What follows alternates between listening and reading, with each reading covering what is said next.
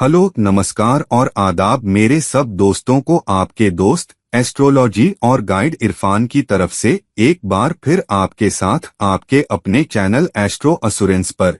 जब हम ग्रहों की प्लेसमेंट, योग, दोष देखते हैं और हमने गहराई से भावों में विभिन्न साइंस में प्लेस्ड ग्रहों के बारे में भी पढ़ा है, तो कभी कभी मुझे ये सवाल कमेंट सेक्शन में या ईमेल पर या लोग व्हाट्सएप करके पूछते रहते हैं अपनी डिटेल्स देते हुए कि मेरी कुंडली में किसी ग्रह का क्या मतलब है। जब आप हमें भावों के मायने, साइंस के मायने, किसी ग्रह के किसी भाव में होने का मतलब, किसी ग्रह के किसी साइन में होने का मतलब तो बता ही रहे हैं। आपने दोष और योग भी समझा दिए हैं, लेकिन हमें कुछ और स्पेसिफिक बताइए उन ग्रहों के बारे में जो भिन्न भिन्न भावों में पड़े हैं, क्योंकि आखिरकार हमारी अपनी कुंडली, जो हम किसी लग्न में पैदा हुए हैं, वो हमारे ग्रहों की डिग्निटीज, डिग्रियों, कंजक्शंस, योगों और दोषों, विभिन्न भावों के हिसाब से अलग होती है। तो ग्रहों का प्लेसमेंट बहुत ही अहम हो जाता है और वो बहुत ही पर्सनल होता है। तो कृपा करके हमें बताइए कि मेरी कुंडली में किसी ग्रह का क्या अर्थ है, स्पेसिफिक या जेनेरिक, वर्ड टू वर्ड नहीं। ठीक है, तो यहाँ मैं आपको कुछ नियम दूंगा ये समझने के लिए कि आपकी कुंडली में किसी ग्रह का क्या मतलब होता है, और हम ये पूरी सीरीज करेंगे हर ग्रह की। लेकिन शुरू करेंगे सबसे पहले बादशाह से, शुरू करेंगे आत्मा से, शुरू करेंगे सूर्य से। तो मैं आपको बताता हूँ कि सूर्य का जेनेरिक प्लेसमेंट में क्या मतलब है और कुछ हद तक स्पेसिफिक प्लेसमेंट में भी। अब मैं हर किसी के लिए स्पेसिफिक नहीं हो सकता, क्योंकि हर किसी की कुंडली अलग है। आपकी कुंडली में किसी ग्रह का प्लेसमेंट किसी और के प्लेसमेंट से डिग्निटीज, डिग्रियों, साइन, योग, दोष और पहलुओं के हिसाब से अलग हो सकता है। तो शायद मैं कोशिश करूंगा कि थोड़े समय में अलग अलग परम्यूटेशंस और कॉम्बिनेशंस समझाऊं। लेकिन जेनेरिक लेवल पर आपकी कुंडली में सूर्य का क्या मतलब है। अब हमने सूर्य पर बहुत सारे वीडियोज में बात की है। सूर्य किन भावों में पड़ता है, सूर्य विभिन्न साइंस में क्या करता है, सूर्य किन योगों में होता है, ये सब हम पहले भी कर चुके हैं। हमने कुछ हद तक सूर्य के उच्च और नीच, सूर्य के ग्रहण के बारे में भी समझाया है। तो ये एक ऐसा वीडियो है जहां मैं इन सबको एक साथ ला रहा हूं, ताकि एक जगह पर अगर आप देख रहे हैं कि सूर्य का क्या अर्थ है और आप अपनी अपनी कुंडली में उसे कैसे पढ़ सकते हैं, तो आप उस रोशनी में कर पाएंगे जो मैं इस वीडियो में समझा रहा हूं। तो सबसे पहले सूर्य क्या है। सूर्य हमारी आत्मा का कारक है और इसलिए सूर्य बहुत ही अहम हो जाता है। दरअसल आत्मा के बिना हमारे वजूद का कोई मतलब नहीं है, और तो और सूर्य हमारी आत्मा है और सूर्य जीवन का मकसद भी है। सूर्य ही हमारी जिंदगी को मायने देता है। तो किसी खास भाव में सूर्य का होना ये भी बताता है कि आपकी जिंदगी का मकसद क्या है, आपकी जिंदगी का अर्थ क्या है। और जहां आपकी कुंडली में सूर्य पड़ा है, उसी नजर से हमें आपकी जिंदगी के समग्र मायने और मकसद को भी देखना चाहिए। और यही वजह है कि ये बहुत ही जरूरी हो जाता है, क्योंकि सूर्य किसी तरह से आत्मकारक का कारक भी है। अप्रत्यक्ष रूप से और प्रत्यक्ष रूप में भी सूर्य ही आत्मकारक है, क्योंकि वो खुद आत्मा है। तो सूर्य एक अहम भूमिका निभाता है ये बताने में कि जहां भी सूर्य पड़ा है, वो बताता है आपकी जिंदगी का मकसद, जो सूर्य के प्लेसमेंट पर निर्भर है। दूसरी बात, सूर्य आपकी लीडरशिप और जिम्मेदारी का एहसास भी है, जिसका मतलब है कि आपको एक लीडर बनना है, आपको वो कदम आगे बढ़ाने वाला बनना है, अपने पैर आगे रखने वाला बनना है, ताकि आप ज्यादा जिम्मेदारी और जवाबदेही उठा सकें जहां भी आपकी कुंडली में सूर्य पड़ा है। और यही आपके सूर्य के जेनेरिक प्लेसमेंट का मायना है। मसलन अगर सूर्य 5वें भाव में पड़ा है, तो अगर आप पिता हैं, क्योंकि ये 5वां भाव संतान का है, तो आपको अपने बच्चों के लिए अपने पति या पत्नी से ज्यादा जिम्मेदारी निभानी होगी। साथ ही अगर आप बच्चों की मां हैं और सूर्य आपके 5वें भाव में पड़ा है, तो मतलब ये हुआ कि आपको अपने पति, बच्चों के पिता से ज्यादा अपने बच्चों के लिए जवाबदेही और जिम्मेदारी लेनी होगी। बांटी हुई जिम्मेदारी तो है ही, साफ है आज की दुनिया में माँ और बाप दोनों जिम्मेदारी और जवाबदेही बांटते हैं। लेकिन आपका कर्म सूर्य के आपके 5वें भाव में होने के कारण ये है कि आपको और ज्यादा जिम्मेदारी और जवाबदेही लेनी पड़ेगी। कभी भी ऐसी सूरत-ए-हाल आए कि किसी को पहले कदम बढ़ाना है या जिम्मेदारी उठानी है, तो आपको वो इंसान बनना पड़ेगा जो अपना पैर आगे रखकर कहेगा, ये मुझे करने दो। आपके जीवन साथी को मदद करनी है तो करें।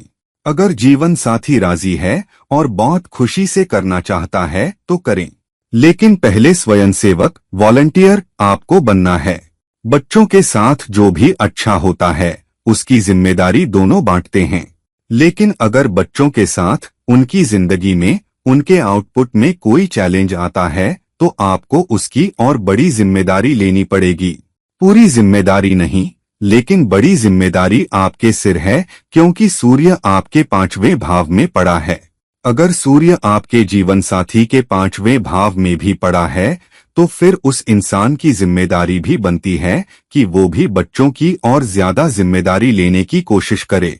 तो आखिर में बात यह है, अगर आपके 5वें भाव में सूर्य है तो क्या आप बच्चों की जिंदगी में आने वाले नतीजों और हालातों के साथ साथ 5वें भाव के सारे मामलों की और ज्यादा जिम्मेदारी लेने को तैयार हैं? उदाहरण के लिए 5वां भाव आपके रोमांस का भी भाव है, जिसका मतलब है कि अगर आप किसी से प्यार करते हैं या किसी के साथ डेटिंग कर रहे हैं, किसी के साथ हैं, भले ही शादीशुदा हो, शादी के बाद रोमांस खत्म नहीं हो जाता, तब भी आपको वो इंसान बनना है जो अक्सर रोमांस की शुरुआत करे। ये सिर्फ शारीरिक अंतरंगता वाला रोमांस, सेक्सुअल रोमांस, संभोग वाला नहीं है। जाहिर है वो अंतरंगता का, दंपत्ति के नजदीकीपन का एक अहम हिस्सा होता है। प्यार भी उस सेक्सुअल इंटरैक्शन, उस सेक्सुअल अंतरंगता का हिस्सा बनता है, लेकिन साथ ही ये उस नरम रसीले प्यार के बारे में भी है जो दंपत्ति एक दूसरे को बताते रहते हैं कि I love you, I care for you. फूल लाना, दिन में वो मैसेज भेजना, हो सकता है कुछ सेक्सुअल मैसेज भी दिन में, कि आप उस इंसान से कैसे प्यार करते हैं, कैसे चाहते हैं, वगैरह वगैरह। मैं इससे गहराई में नहीं जाना चाहता कि जीवन साथी को या आपको क्या मैसेज करना चाहिए, ये आपके ऊपर है, वो बहुत निजी होता है। हालांकि प्यार और रोमांस के नरम पहलुओं को जताना जरूरी है। अचानक उन्हें डेट पर ले जाना, फूल देना, सरप्राइज डेट पर सिर्फ अपने जीवन साथी के साथ जाना, ऑफिस में अचानक पहुंचना, अपने जीवन साथी को कहीं रोमांटिक कैंडल लाइट डिनर पर ले जाना, या अपने दोस्तों खासकर जीवन साथी के दोस्तों को सरप्राइज पार्टी में बुलाना ताकि उसे एहसास हो कि वो स्पेशल है, तो ये जिम्मेदारी आपकी है।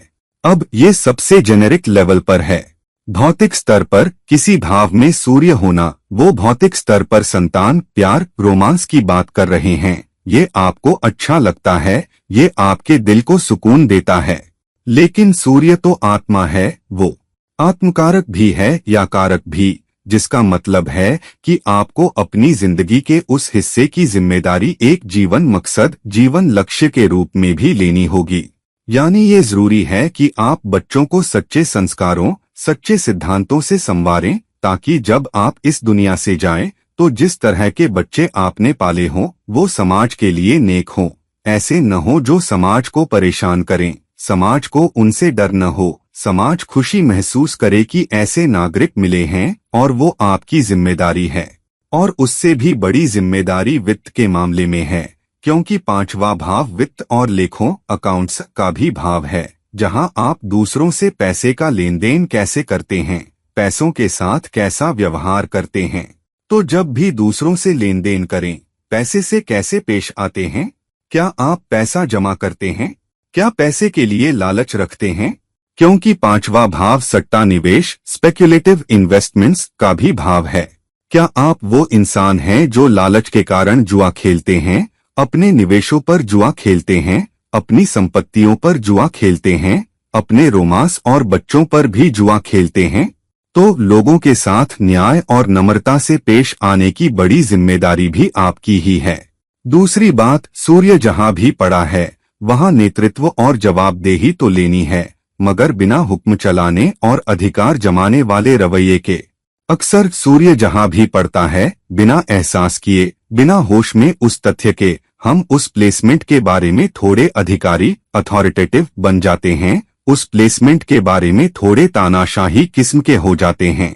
तो अगर सूर्य 7वें भाव में है तो उस तथ्य के प्रति बिना सचेत हुए हम शादीशुदा रिश्ते में कभी कभी ज्यादा निर्देशक, ज्यादा अधिकारी हो जाते हैं। अगर सूर्य 10वें भाव में है तो कभी कभी बिना एहसास के हम थोड़े आडंबरी या राज करने वाले, हुक्म चलाने वाले, दूसरों को बताने वाले हो जाते हैं कि क्या करना है। तो सूर्य जहां भी पड़ा है वहां जिम्मेदार बनना, नेतृत्व दिखाना, लेकिन नम्रता के साथ है। सिर्फ इसलिए कि आपको नेतृत्व लेना है, इसका मतलब ये नहीं कि आप लोगों को डायरेक्ट करके एक लीडर बन जाएं। तुम ये करो, तुम ये नहीं कर सकते, तुम्हें ये करना चाहिए, तुमने मेल क्यों नहीं भेजे, तुम डेटा वक्त पर क्यों नहीं भेजते, या अपने बच्चों को बताना क्या करना है, क्या नहीं करना है, कब टीवी देखना है, कब नहीं, या अपने जीवन साथी को बताना कि उसे कैसे कपड़े पहनने चाहिए, कितना बाहर जाना चाहिए या नहीं, आपके बिना कितना सोशल हो सकते हैं या नहीं, इत्यादि। आपको उस भाव के मामलों में रिश्ते में ज्यादा नम्र इंसान बनना है। यही दूसरा जीवन मकसद आपके लिए है।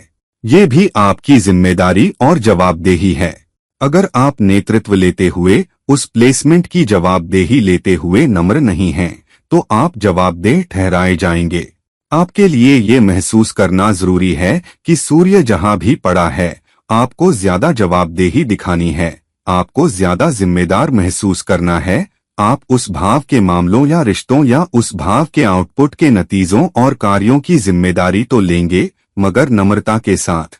तो अगर आप ऑफिस में हैं और कुछ आता है तो आपको अपना सबसे अच्छा कदम आगे रखना है और कहना है, जानते हो मैं इसके लिए वॉलंटियर करूंगा। लेकिन जब आप वॉलंटियर कर रहे हैं, जब आप ज्यादा लचीलापन मांग रहे हैं, ज्यादा अथॉरिटी मांग रहे हैं, तो आप जिन लोगों से बात करेंगे उस प्रोजेक्ट को पूरा करने के लिए उनके साथ बहुत नम्रता से पेश आना है, बजाय इसके कि उन्हें किसी खास तरीके से कुछ करने को धक्का दें। अहंकारी बनने के बजाय, हठी बनने के बजाय, जिद्दी बनने के बजाय लोगों के साथ एक बहुत व्यक्तिगत ढंग से पेश आए, सबसे नरम ढंग से, लचीले ढंग से, नम्र ढंग से पेश आए। ये भी जरूरी है क्योंकि सूर्य बादशाह है। सूर्य वही है जहां आपका तख्त है, आपकी शक्ति और प्रभाव की कुर्सी आपको दी जा रही है। ऐसा नहीं है कि आपकी अपने जीवन साथी पर शक्ति और प्रभाव है क्योंकि सूर्य 7वें भाव में है। बात वो नहीं है। बात यह है कि वो शक्ति और प्रभाव आपको दिया जाएगा अगर आप जिम्मेदार तरीके से, जवाबदेह तरीके से, नम्र तरीके से पेश आए। पहले करो फिर पाओ, ये सूर्य का प्लेसमेंट है। सूर्य आत्मा का प्लेसमेंट है। मिसाल के तौर पर अगर सूर्य आपकी कुंडली में 11वें भाव में पड़ा है तो वहां आपको बड़े समाज के प्रति ज्यादा जवाबदेही, ज्यादा जिम्मेदारी लेनी है। शुरुआत उस इमारत से कर सकते हैं जहां आप रहते हैं, उस सोसाइटी से जहां रहते हैं, फिर पड़ोस से, फिर बड़े इलाके से, फिर शहर से। अगर आपका प्रभाव उससे आगे बढ़ सकता है, अगर आप इतने शक्तिशाली हैं, किसी बड़े संगठन में काम करते हैं, आपका बड़ा सोशल ग्रुप है, तो जाहिर है आप और ज्यादा कर पाएंगे। तो यहाँ आपकी जिम्मेदारी अपना सोशल नेटवर्क बढ़ाना है ताकि आप समाज के लिए और ज्यादा कर सकें। और अगर आपका बड़ा सोशल नेटवर्क नहीं भी है तो भी आप दुनिया के लिए ज्यादा कर सकते हैं। कोई न कोई मुद्दा उठाकर, जिंदगी के किसी खास पहलू के प्रति संवेदनशील होकर, किसी ऐसी चीज के लिए जो दुनिया को, समुदाय को, देश को तकलीफ दे रही है, और फिर उसके बारे में कुछ कर पाने से हो सकता है कि आप अपने दोस्तों, अपने रिश्तेदारों के सामने केस बना पाए और जाहिर है उन्हें भी प्रभावित करें। लेकिन ये भी है कि आप खुद कैसे अपने पैसे, अपने वक्त, अपनी ऊर्जा, अपनी मेहनत, अपने प्रभाव से स्वयं सेवा, वॉलंटियर करें और ज्यादा करें, और बाकियों को धक्का देने के बजाय खुद करें, और अपने मकसद, अपने दावे, केस, अपने जिम्मेदार तरीके से आगे बढ़ने के ढंग के कारण आप बाकियों के लिए एक रोल मॉडल भी बन जाते हैं। और नम्रता के साथ, बिना शब्दों के, बिना तानाशाही से लोगों को धक्का दिए, बिना दबाव बनाए, बल्कि अपने कर्मों से, अपने चरित्र से लोगों पर शक्ति और प्रभाव तब आता है जब आप अपनी जिम्मेदारी उठा रहे होते हैं। अगर आप समाज के लिए बहुत अच्छा करते हैं, अगर लोग आपको किसी मुद्दे के प्रति बहुत समर्पित देखते हैं, तो लोग आपके पीछे आ जाएंगे, वो आपको आगे बढ़ने देंगे और वो आपकी राह पर चलेंगे। आप और ज्यादा लोगों को प्रभावित कर पाएंगे। इस दुनिया में बहुत से लोग हैं जिन्होंने आवाज उठाई और दूसरों को प्रभावित किया, जैसे मलाला यूसुफजी, एक जवान लड़की, या ग्रेटा थुनबर्ग। भारत में बहुत से लोग हैं, मेधा पाटकर, आपके पास मदर टेरेसा, जिन्होंने खुद नम्रता से शुरू किया। उन्होंने देखा कि गरीब, जरूरतमंद, बेसहारा लोगों को मदद चाहिए, तो उन्होंने कोलकाता में मिशनरीज ऑफ चैरिटी स्थापित की और फिर उसकी शाखाएं पूरी दुनिया में फैल गईं।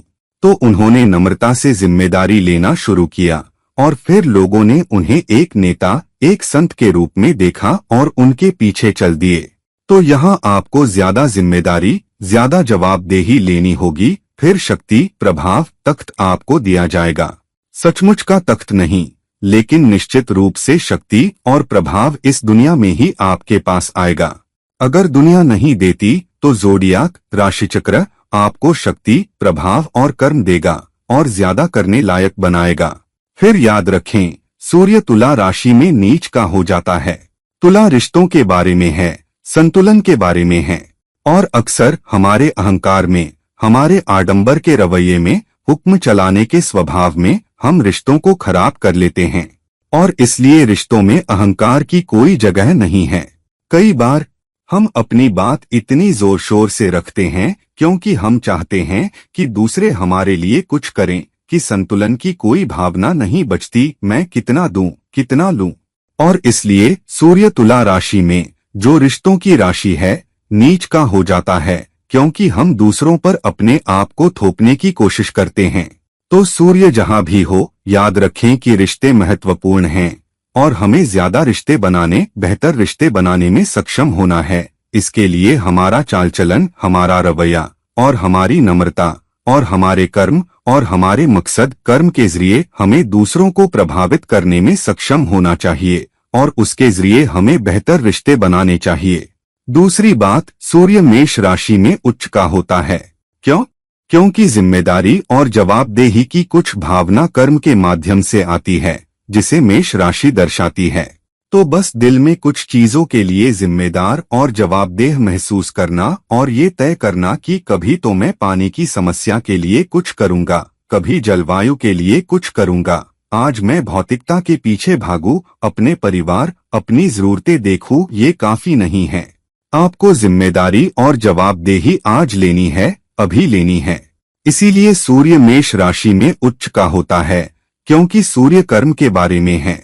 बिना कर्म किए बस ये कहना कि आप जिम्मेदार महसूस करते हैं काफी नहीं है। आपको कर्म के द्वारा जिम्मेदारी और जवाबदेही दिखानी है। तो सूर्य जहां भी पड़ा है, उसके बारे में कुछ करने के लिए जिम्मेदारी लेना और कुछ बदलाव लाना, कोई विरासत, लेगसी छोड़ना, यही आपकी जिंदगी का मकसद है। यही कुछ हद तक आपका कर्म भी है। तो ये बहुत ही जरूरी हो जाता है कि आप देखें कि कैसे और क्या कर्म करूं, ताकि मैं एक मिसाल छोड़ जाऊं। मेरी मिसाल कम से कम किसी और को नहीं तो मेरे अपने बच्चों को, परिवार के सदस्यों को, शायद अपने दोस्तों के गोल, अपने प्रभाव वाले ग्रुप को प्रभावित कर पाए। उनमें तो कम से कम मैं एक नेता के तौर पर देखा जाऊं, कोई इंसान जो उस जिम्मेदारी के पीछे, जो मैंने उठाई है, एक तगड़ी विरासत छोड़ जाता है। और वो जिम्मेदारी किसी खास भाव में सूर्य के प्लेसमेंट से आती है। और अगर सूर्य दूसरे ग्रहों को दहन कर रहा है, सूर्य बुध के साथ बहुत करीब डिग्री पर पड़ा है और ये ज्यादा आम घटना है। और अगर सूर्य किसी और ग्रह जैसे चंद्रमा, शुक्र, शनि जो भी हो को दहन कर रहा है, तो उन ग्रहों की भी जिम्मेदारी लेना आपका कर्तव्य है, फिर चाहे वो ग्रह जिन भी भावों के स्वामी हों। और अगर वो सूर्य से दहन हो रहे हैं तो उनका काम करना भी सूर्य की जिम्मेदारी है। खासतौर पर सूर्य की दशा और अंतर्दशा में आपको और ज्यादा करना होगा, क्योंकि उन ग्रहों के काम और कर्म करना भी आपका जीवन मकसद बन जाता है, जिन्हें सूर्य दहन कर रहा है। तो सूर्य जहां भी पड़ा है, अगर वो किसी और ग्रह को दहन कर रहा है तो जिन जिन भावों के स्वामी वो ग्रह हैं वे आपकी जिम्मेदारी बन जाते हैं। उदाहरण के तौर पर अगर सूर्य चंद्रमा के साथ छठे भाव में पड़ा है और अगर चंद्रमा चौथे भाव परिवार और जीवन साथी का स्वामी है तो आपकी जिम्मेदारी ये है कि आप अपने जीवन साथी, अपने बच्चों, अपने घरेलू जीवन से दुश्मन की तरह न पेश आए, जैसा कि छठा भाव दर्शाता है, या शत्रुतापूर्ण प्लेसमेंट में न रखें, बल्कि ज्यादा देखभाल करने वाला बनने की जिम्मेदारी लें, क्योंकि आपका सूर्य चंद्रमा को दहन कर रहा है। चंद्रमा चौथे भाव का स्वामी है तो अपने परिवार के प्रति देखभाल, सहानुभूति, एम्पैथी, समझदारी दिखाने की जिम्मेदारी लेना आपका काम है। अगर चंद्रमा छठे भाव का स्वामी होता और सूर्य के साथ नौवें भाव में करीब पड़ा होता और सूर्य चंद्रमा को दहन कर रहा होता तो फिर चूंकि चंद्रमा छठे भाव का स्वामी है तो आपके करियर, आपके काम में आपको अपने सहकर्मियों, कॉलीग्स के प्रति ज्यादा सहानुभूति, ज्यादा जिम्मेदारी दिखानी होगी और उनके लिए बहुत सहयोगी बनना होगा, क्योंकि सूर्य चंद्रमा को दहन कर रहा है और चंद्रमा छठे भाव का स्वामी है। तो सूर्य जिस भी ग्रह को दहन कर रहा है आपको उन क्षेत्रों और उन भावों की जिम्मेदारी और जवाबदेही भी उठानी पड़ेगी। फिर याद रखें, सूर्य अपनी सबसे बड़ी दिशा बल, डायरेक्शनल स्ट्रेंथ 10वें भाव में प्राप्त करता है। 10वां भाव आपका कर्म है, जिसका मतलब है कि आपको ये भी देखना है कि आपका कर्म क्या है और उस कर्म की दिशा में ताकत से धकेलने में सक्षम होना है, कर्म को जाने नहीं देना है। दूसरी बात, देखें कि क्या सूर्य 10वें भाव के स्वामी होने के कारण या 10वें भाव में पड़े होने के कारण या 10वें भाव पर दृष्टि डालने के कारण या 10वें भाव के स्वामी वाले ग्रह के साथ पड़े होने के कारण किसी तरह का संबंध बना रहा है।